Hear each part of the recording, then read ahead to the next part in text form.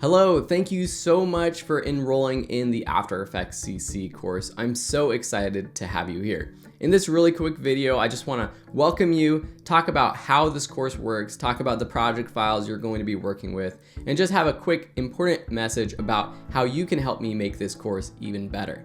First, how is this course laid out? Well, it starts as if you are a complete beginner. I assume that you know nothing about After Effects.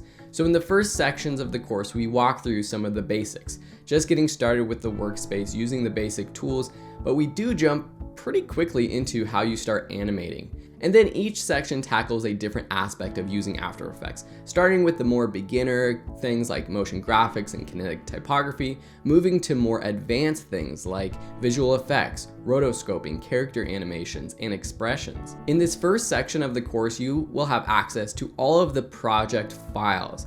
And so in that lesson, download all of the project files. They'll include videos, photos, graphics, and the After Effects projects themselves.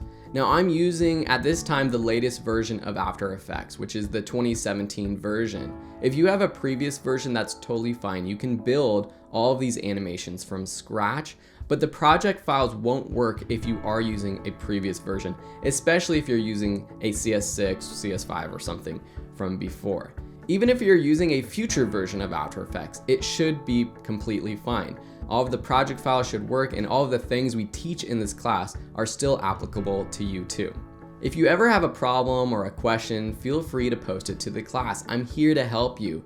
You can post it directly to the class page or send me a message. Myself or a TA will get back to you usually within a day or two. The last thing I want to mention in this video is that I know when I launch a course, it's not going to be perfect, and I need feedback from students like you to make it even better. So if there's something that I missed, something that I went over too quickly, something that I didn't cover the right way, just let me know. I want to make sure this is the perfect course for you. So send me a message and let me know how I can improve it.